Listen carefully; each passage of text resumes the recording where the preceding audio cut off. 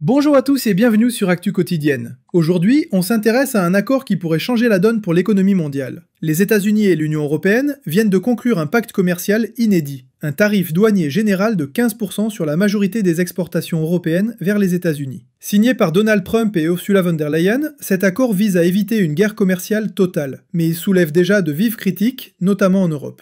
Annoncé à la dernière minute dans le cadre majestueux du club de golf de Thornbury en Écosse, ce compromis survient alors que Trump menaçait d'imposer unilatéralement des droits de douane de 30% dès le 1er août. Derrière cette victoire diplomatique, de nombreuses questions demeurent. Pourquoi l'Union européenne a-t-elle cédé aussi rapidement? Quels secteurs seront les plus touchés? Et surtout, l'Europe a-t-elle encore son mot à dire face à la pression américaine? On décrypte tout cela en profondeur dans cette vidéo.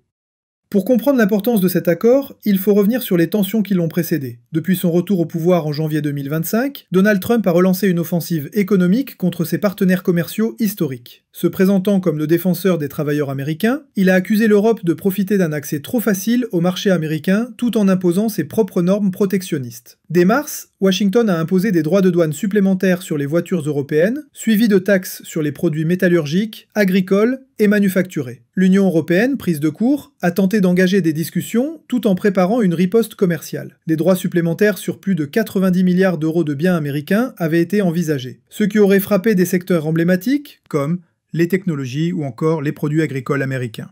La menace d'un effondrement des échanges était bien réelle. Les multinationales européennes, mais aussi de nombreuses PME, tiraient la sonnette d'alarme. Les investissements étaient gelés, les chaînes d'approvisionnement perturbées et la volatilité des marchés atteignait des niveaux préoccupants. C'est dans ce climat de tension maximale qu'Ursula von der Leyen a proposé un accord pour éviter le pire. Mais au-delà des enjeux économiques immédiats, il y avait aussi une dimension politique. Les États membres de l'Union européenne étaient divisés sur la marche à suivre. Certains prônaient la fermeté, d'autres la conciliation. Face à une Amérique offensive, l'Europe a une nouvelle fois révélé ses désaccords internes. Et c'est dans cette cacophonie que la Commission a dû négocier.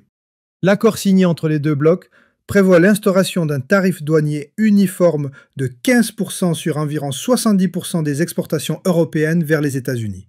Concrètement, cela signifie que des centaines de milliards d'euros de produits, allant des pièces automobiles aux équipements électroniques, seront désormais soumis à une taxe fixe, remplaçant les surtaxes variables imposées par Trump au début de l'année. Ce taux est présenté comme un compromis, suffisamment élevé pour satisfaire Washington, mais acceptable pour Bruxelles qui évite ainsi une taxation plus brutale. Certains secteurs bénéficient toutefois de dérogations. Les industries stratégiques telles que l'aéronautique, les semi-conducteurs, la pharmacie ou encore certains produits chimiques essentiels sont exemptés, dans un souci de préservation des partenariats technologiques. Cette sélection n'est pas anodine, elle reflète les intérêts industriels croisés des deux continents, mais aussi une volonté américaine de ne pas handicaper certains segments critiques de son propre marché. En échange, l'Union européenne s'engage à acheter pour 750 milliards de dollars d'énergie américaine sur 3 ans. Il s'agira principalement de gaz naturel liquéfié, ce qui pourrait renforcer la dépendance énergétique de l'UE vis-à-vis des États-Unis au détriment de ses engagements climatiques. L'UE promet aussi un programme massif d'investissement à hauteur de 600 milliards de dollars dans l'économie américaine, notamment dans le secteur de la défense, des technologies propres et des infrastructures. Enfin, l'Union accepte de revoir ses propres barrières tarifaires. Les voitures américaines, longtemps taxées à 10%, ne le seront plus qu'à 2,5%.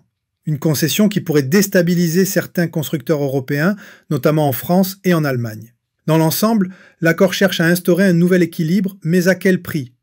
À noter également un volet réglementaire. Les deux blocs se sont engagés à harmoniser certains standards industriels, notamment en matière de sécurité et d'environnement, afin de faciliter les échanges. Si ce point est encore flou, il pourrait marquer un pas vers un marché transatlantique plus intégré, ce qui suscite autant d'espoir que de crainte. Du côté américain, l'euphorie domine. Donald Trump n'a pas hésité à qualifier l'accord de « deal du siècle », affirmant qu'il s'agissait d'un tournant majeur dans la réindustrialisation des États-Unis. Il a salué la victoire du patriotisme économique et s'est attribué personnellement le mérite d'avoir fait plier l'Europe, qu'il accuse depuis longtemps d'inaction et de passivité diplomatique. Ursula von der Leyen, quant à elle, a présenté cet accord comme un mal nécessaire. Selon elle, les marges de négociation étaient faibles et l'UE a réussi à protéger l'essentiel, éviter une guerre commerciale frontale, maintenir l'accès au marché américain pour ses industries clés et poser les bases d'un nouveau dialogue stratégique. Son discours volontairement apaisant n'a pourtant pas suffi à calmer les critiques. En Europe, les réactions sont beaucoup plus contrastées. Le gouvernement français, bien que solidaire en apparence, a exprimé son inquiétude face à l'ampleur des concessions faites. François Bayrou, en déplacement à Toulouse, a parlé d'un accord déséquilibré qui remet en cause la capacité de l'Europe à défendre ses intérêts. En Allemagne, les industriels dénoncent une situation intenable. Le patron de Volkswagen a ainsi déclaré que l'augmentation soudaine des tarifs pourrait coûter jusqu'à 30 000 emplois dans le secteur automobile sur les 5 prochaines années. Les économistes, eux aussi, sont divisés. Certains y voient une sortie honorable d'un conflit annoncé qui stabilisera les marchés. Mais d'autres parlent d'un dangereux précédent. L'Europe aurait cédé à un chantage commercial, créant une dynamique où elle sera toujours sur la défensive. Pour plusieurs analystes, l'UE doit désormais repenser en profondeur sa stratégie commerciale et sa capacité à parler d'une seule voix. Et au sein même des opinions publiques européennes, la défiance monte. Beaucoup de citoyens perçoivent cet accord comme une humiliation diplomatique, et plusieurs syndicats et ONG dénoncent une soumission aux intérêts américains. Ce ressentiment pourrait nourrir une nouvelle vague de populisme économique dans plusieurs pays membres. Les premières analyses économiques confirment que les conséquences de cet accord seront importantes.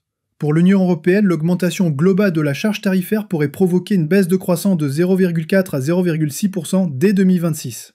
Les secteurs les plus fragilisés sont ceux qui reposent sur des marges faibles ou sur des chaînes logistiques complexes, comme l'agroalimentaire, la mode ou encore les composants industriels. À moyen terme, l'effet pourrait être plus profond. Les entreprises européennes devront adapter leur stratégie, reconfigurer leur chaîne de production, revoir leur plan d'exportation ou même délocaliser certaines usines pour contourner les tarifs.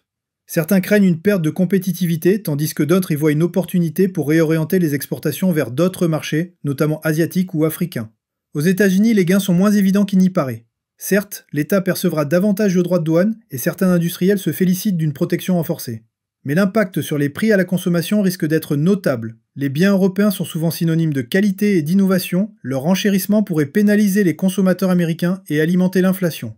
Par ailleurs, les engagements de l'Union européenne en matière d'investissement pourraient tarder à se concrétiser, notamment en période d'incertitude économique mondiale. D'un point de vue géopolitique, l'accord reflète une volonté de préserver la stabilité transatlantique dans un monde de plus en plus fragmenté, mais il révèle aussi les fragilités de l'Europe face à une Amérique déterminée et stratégiquement agressive. L'Union européenne reviendra-t-elle à réaffirmer son autonomie dans les prochaines négociations, ou s'engage-t-elle au contraire dans une relation asymétrique durable? Et ce n'est pas tout. Les effets secondaires de cet accord pourraient se répercuter au sein même du marché intérieur européen. En effet, la pression concurrentielle accrue due aux investissements américains risque de provoquer un déséquilibre entre les grandes puissances industrielles européennes et les pays du Sud, moins compétitifs.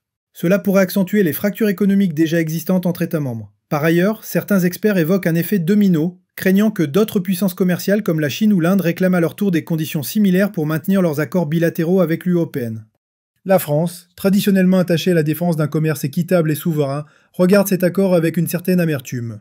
Emmanuel Macron, bien qu'en soutien public à la présidente de la Commission, aurait en privé exprimé son désaccord avec certaines clauses jugées trop favorables à Washington. Le ministère de l'Économie et des Finances envisage d'ailleurs un plan de soutien pour les filières les plus exposées. Le Parlement européen, de son côté, a ouvert une session extraordinaire pour débattre des implications de l'accord. Plusieurs eurodéputés dénoncent un processus opaque et une précipitation excessive dans la signature. Certains groupes politiques réclament une renégociation partielle, notamment sur les clauses énergétiques et les garanties de réciprocité. Ce débat met en lumière une problématique plus large, l'absence d'unité stratégique au sein de l'Union. Face à des géants comme les États-Unis ou la Chine, l'Europe semble manquer d'une vision commune, d'une capacité à résister collectivement à la pression. Tant que les intérêts nationaux primeront sur une approche globale, l'UE restera vulnérable aux chocs externes. Cette fragilité pourrait même devenir un enjeu électoral. Plusieurs formations politiques, à la veille des élections européennes, s'emparent déjà de cette affaire pour dénoncer l'impuissance bruxelloise. À gauche comme à droite, les critiques fusent. Certains parlent de trahison, d'autres de démission stratégique. Une chose est sûre, ce compromis ne fera pas consensus, ni à Strasbourg, ni dans les urnes. En définitive, cet accord douanier de 15% entre les États-Unis et l'Union européenne est à la fois un soulagement et une alerte. Il évite une guerre commerciale immédiate, mais au prix de concessions qui posent question. L'Europe a-t-elle reculé pour mieux sauter, ou vient-elle de céder un peu plus de son autonomie stratégique? Le débat est ouvert. Ce pacte marque un tournant dans la relation transatlantique. Il rappelle que dans un monde multipolaire, même les plus vieilles alliances peuvent vaciller sous la pression des intérêts économiques. L'avenir nous dira si cet accord sera un jalon vers une coopération renouvelée ou le premier acte d'une dépendance assumée. Si vous avez apprécié cette vidéo, n'oubliez pas de mettre un pouce bleu, de vous abonner et d'activer la cloche pour ne rien manquer. Et surtout, dites-nous en commentaire, cet accord vous semble-t-il équilibré? L'Europe a-t-elle fait le bon choix en cédant? On lit tous vos retours. À très bientôt pour une nouvelle analyse géopolitique sur la chaîne.